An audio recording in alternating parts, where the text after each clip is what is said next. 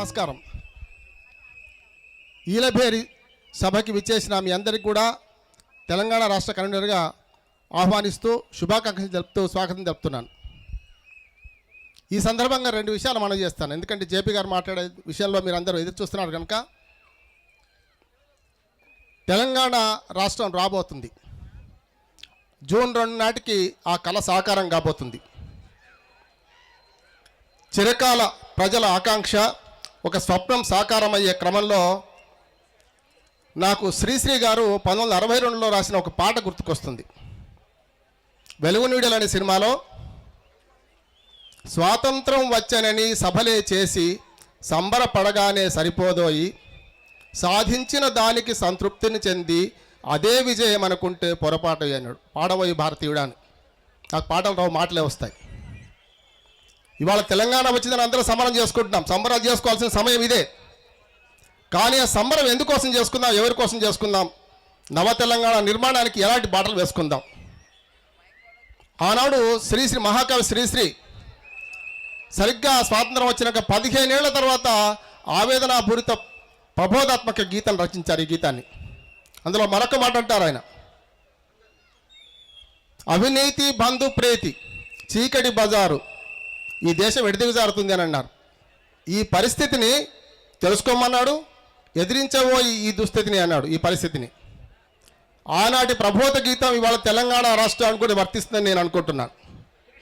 ఆదిలోనే హంసపాద్ కాదు, తెలంగాణ రాష్ట్రం వచ్చిందని ఎంత సంబరం చేసుకుంటున్నామో నవ తెలంగాణ నిర్మాణంలో కూడా లోక్సత్తా పార్టీ కృషి అంతగా ఉంటుందని నేను మనవి చేస్తున్నాను. గత 6 నెలలుగా జరుగుతున్న పరిణామాలన్నిటికీ మనందరం ప్రత్యక్ష సాక్షులం. జూలై 30 నాడు తెలంగాణ రాష్ట్ర ఆవిర్భావం కోసం సిడబ్ల్యూసి తీర్మానం చేసిన సందర్భంలోనే మనం తెలుగు తేజం అనే ఒక కార్యక్రమాన్ని చేపట్టాం. రాష్ట్రం విడిపోతే ఎలాంటి పరిస్థితులు ఎదుర్కోవాల్సి వస్తుంది, రాష్ట్రం విడిపోతే ఎలాంటి పరిష్కారాలు కావాలని మనం కర్నూలు జిల్లా నుంచి ఆ యాత్ర మొదలుపెట్టాం. ఆనాడు అందరూ అన్నారు, జేపీ గారితో మాట్లాడాను అన్నాడు, మనల్ని ఎవరైతే 2 పక్కల విమర్శిస్తున్నారో మనం ఇరుపక్కల న్యాయం చేస్తున్నట్టు లెక్క. ఇరుపక్కల ఒక తండ్రి 2 కొడుకులు ఉంటే ఎలాంటి మాటలు మాట్లాడినప్పుడు 2 పక్కల విమర్శలు వస్తాయి. కానీ పార్లమెంటులో ఆ బిల్లు ప్రవేశపెట్టే నాటికి మనం చెప్పింది నిజమైంది. మనం ఏవైతే మాట్లాడినామో, ఏవైతే 7-8 పరిష్కార మార్గాలు చూపెట్టామో ఆ పరిష్కారాలే ఇవాళ దేశంలోని అన్ని ప్రధాన రాజకీయ పక్షాలకు అస్త్రాలయ్యాయి. అందుకనే జీఓఎం గ్రూపులో ఉన్న జయరాం రమేష్ గారితో సహా లోక్సత్తా చెప్పిన పరిష్కారాలు ఇవాళ రాష్ట్ర విభజనలో కీలకమైన అంశాలుగా మారాయని చెప్పారు. వారు చెప్పడమే కాదు, దేశంలో పార్లమెంట్లో ప్రతిధ్వనించాయి మన సలహాలు, సూచనలు. అంటే ఒక మంచి ఆలోచన ఎప్పుడైనా సరే తాత్కాలికంగా ఆవేశాలలో ఉన్నప్పుడు రుచించకపోవచ్చు, కానీ ఆవేశాలు చల్లబడ్డ తర్వాత ఈ పరిష్కారాలు మనవే అని మనైన రీతిలో మనం చెప్పగలిగినాం. అందుకనే పార్లమెంట్లో అటు కాంగ్రెస్ కానీ ఇటు బీజేపీ కానీ ఇతర పక్షాలు కానీ మనం ఏవైతే పరిష్కారాలు చూపెట్టామో ఆ పరిష్కారాల వైపు అడుగులు వేశాయి. వాళ్ళ రాష్ట్రంలో పార్లమెంట్లో విభజన బిల్లులో మన అంశాలు పూర్తిగా ప్రస్ఫుటమయ్యాయి. ఆ విధంగానే ఇవాళ పరిష్కారాలు లభించాయి. ఇరుపక్కల మనం చెప్తున్న 7 అంశాలు పూర్తిగా రుజువయ్యాయి.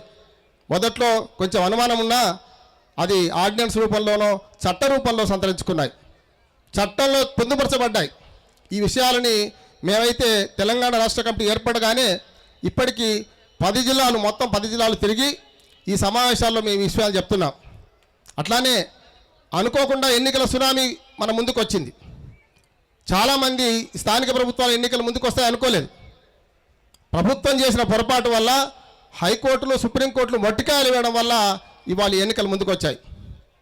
ఎన్నికలు మంచి కోసమే, ప్రజాభిష్టాన్ని వెల్లడించడానికి ఎన్నికలు మంచి మార్గం కావాలి. ఈ ఈలభేరి ఇవాళ స్థానిక ప్రభుత్వాల ఎన్నికల్లో హైదరాబాద్ లేకపోవచ్చు, కానీ రాష్ట్ర వ్యాప్తంగా సంకేతం ఇవ్వాలి. దుర్మార్గ ఎజెండాలు కావు మనకు కావాల్సింది. ఇవాళ స్థానిక ప్రభుత్వాల ఎన్నికల్లో తెలంగాణ తెచ్చిందని ఎవరు, ఇచ్చిందని కొట్లాడుతున్నారు. ఇచ్చింది ఎవరైనా, తెచ్చింది ఎవరైనా ఇవాళ స్థానిక ప్రభుత్వాల్లో మంచినీళ్ళు, మరుగుదొడ్లు, చిన్న స్థానిక ప్రభుత్వాల సమస్యలు, స్థానిక ప్రజల సమస్యలు పరిస్ఫుటం కావాల్సిన అవసరం ఉన్నది. కానీ దుర్మార్గంగా ఈ ఎజెండా హైజాక్ అవుతున్నది. ఈ ఎజెండా హైజాక్ కాకుండా ఉండడం కోసం లోక్సత్తా పార్టీ ఒక్కటి మాత్రమే ఇవాళ మున్సిపల్ మేనిఫెస్టో విడుదల చేసింది. రేపటి నుంచి మనకు ఎంపీటీసీ జెడ్పీటీసీ ఎన్నికలు వస్తున్నాయి. ప్రజలు ఎక్కడ ఉంటే అక్కడే సమస్యలు ఉంటాయి. గల్లీలో సమస్యలకు ఢిల్లీలో పరిష్కారాలు ఉన్నాయి. దానికి స్థానిక ప్రభుత్వాలు వికేంద్రీకరణ కావాలని మనం కోరినాం. కానీ ఏమైంది, ఇవాళ అన్ని సమస్యలకు ఎమ్మెల్యేల రాజ్యం ఎంపీల రాజ్యం నడుస్తుంది. మరుగుదొడ్డి ఇనాగరేషన్ నుంచి మొదలు పెడితే సిమెంట్ రోడ్డు కానీ ఏదైనా సరే ప్రజల సమస్యలు ఎమ్మెల్యేలు ఎంపీలు చెప్పుకోవాల్సిన అవసరం వచ్చింది. దీన్ని దూరం చేయడానికి రేపటి నుంచే మరో సమరం మొదలవుతుంది. ఆ సమరంలో కూడా మనం తప్పనిసరి మన ఎజెండాను ప్రజల్లోకి తీసుకెళ్లాల్సిన అవసరం ఉన్నది. దీంతోపాటు రాష్ట్రంలో ఇవాళ సంక్షోభానికి కారణమైన పార్టీలు తెలంగాణలోనైతేనేమో ఆధిపత్య పోరు తెచ్చింది ఇచ్చింది, అక్కడైతే సమైక్య పోరు, సమైక్యంగా ఉంచుదామని ప్రయత్నం చేసినా కాలేదని.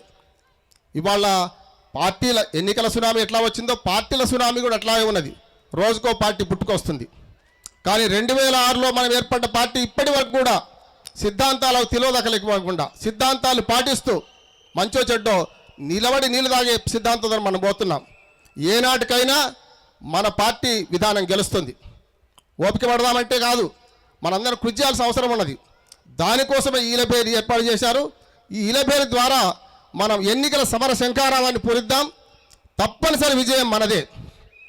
ఆ ఆత్మవిశ్వాసంతో ముందుకెళ్ళడానికి డాక్టర్ జయప్రకాష్ నారాయణ గారి నాయకత్వంలో ఇటు తెలంగాణ రాష్ట్రంలో అటు ఆంధ్రప్రదేశ్ రాష్ట్రంలో కూడా ప్రజల సమస్యల పట్ల లోక్సత్తా స్పందిస్తుంది. ఆ విధంగానే పనిచేస్తాం. ఎన్నికల్లో విజయాలు కూడా సాధిస్తామని మనవి చేస్తూ మీ అందరికీ మరొకసారి మనం నమస్కరిస్తూ ముగిస్తున్నాం. నమస్కారం.